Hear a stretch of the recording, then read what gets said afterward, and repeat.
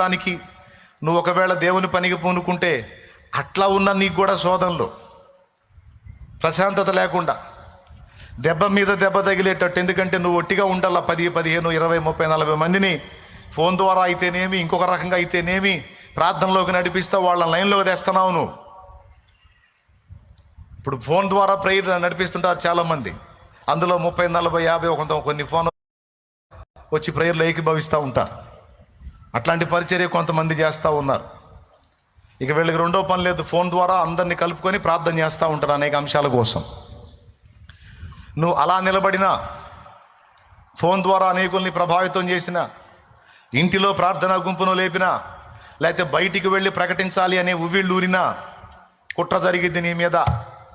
ఇక నీకు ప్రశాంతత లేకుండా, నీకు మెంటల్ టెన్షన్స్ వచ్చేటట్టు, ప్రెజర్స్ వచ్చేటట్టు, ప్రశాంతంగా ఉంటే నువ్వు అంత దేవుడి పని అంటుంటావు. అందుకని నువ్వు టార్చర్ అయ్యేటట్టు నీ మీద కుట్ర చేయడానికి దురాత్మలు దాడి చేస్తాయి. ఇది ఖచ్చితంగా జరిగిద్ది. మరి అవి దాడి చేసినప్పుడు దేవుడు ఏం చేస్తాడంటే, దేవుడు మౌనంగా ఉంటాడు.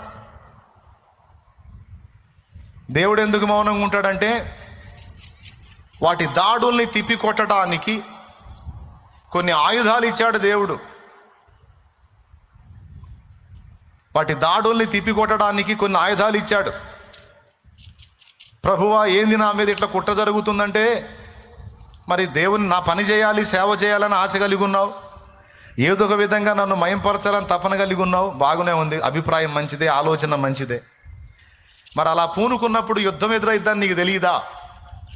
శత్రువులు నీ మీద ముట్టడి వేస్తారని నీకు తెలియదా? నిద్రమోహమా, తెలుసుకో ముందు అది ఏడు అంటాడు. ఏమన్నా అర్థమైంది నేను చెప్పింది? వాడి గుప్పెట్లో ఉన్న వాళ్ళను నువ్వు బయటికి తీసుకురావడానికి ట్రై చేస్తే వాడు ఎందుకు ఊరుకుంటాడు? వాడు నీ మీద దాడి చేస్తాడని నీకు తెలియదా? నువ్వు అది ఎరిగి ఉండాలి. ఎప్పుడైతే నువ్వు నా పక్షాన నిలబడతావో, ఎప్పుడైతే నువ్వు నా చిత్తం నెరవేర్చాలనుకుంటావో, ఎప్పుడైతే నీవు నా కొరకు ఫలించాలనుకుంటావో, నన్ను మయంపరచాలనుకుంటావో, నా కోసం బతకాలనుకుంటావో, అప్పుడు నీకు ఒకంతగా ఉన్న అగ్నిగుండము 7 ఎక్కువైద్దని మర్చిపోవద్దు. శద్రకు, మేషాకు, అబేద్నెగో అనే భక్తులు ఎప్పుడైతే దేవుని పక్షమున నిలిచి మేము ఆయనకే మొక్కుతాం కానీ మరి దేనికి మొక్కమని నిలబడ్డారో, అంతవరకు ఒకంత మండుతున్న అగ్నిగుండాన్ని నెబుకద్నెజరు 7 ఎక్కువ చేయమన్నాడు. నీకు తెలుసా సంగతి? ఒకవేళ వీళ్ళు దేవుడి పక్షాన లేకుండా అందరితో పాటు గుంపులో గ్లోరీ, నలుగురిలో నా తనయ్యలు అన్నట్టుగా ఆ బొమ్మకు మొక్కినట్టయితే గొడవ